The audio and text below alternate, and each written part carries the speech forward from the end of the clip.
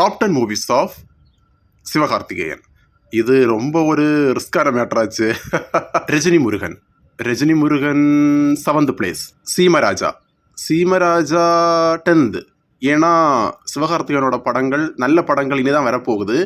So அதனால சீமராஜாவை 10th பிளேஸில் வைக்கிறேன். ரெமோ எனக்கு ரொம்ப பிடிச்ச படம்.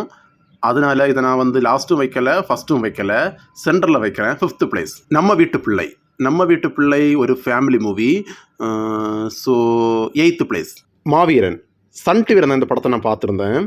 ஸோ எனக்கு ரொம்ப பிடிச்ச படம். நான் நல்லா இருக்குதுன்னு தான் முதல்ல பார்த்தேன். ஸ்டார்டிங் கொஞ்சம் பார்க்கும்போது எனக்கு ரொம்ப பிடிச்சிருந்தது. ஸோ மாவீரன் 4th பிளேஸ். அயலான் 9th.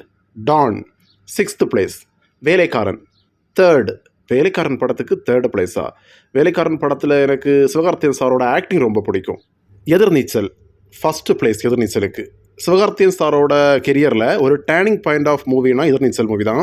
எனக்கு அந்த படம் ரொம்ப பிடிக்கும். சாங், ஸ்டோரி, காமெடி எல்லாமே ரொம்ப நல்லா இருக்கும்.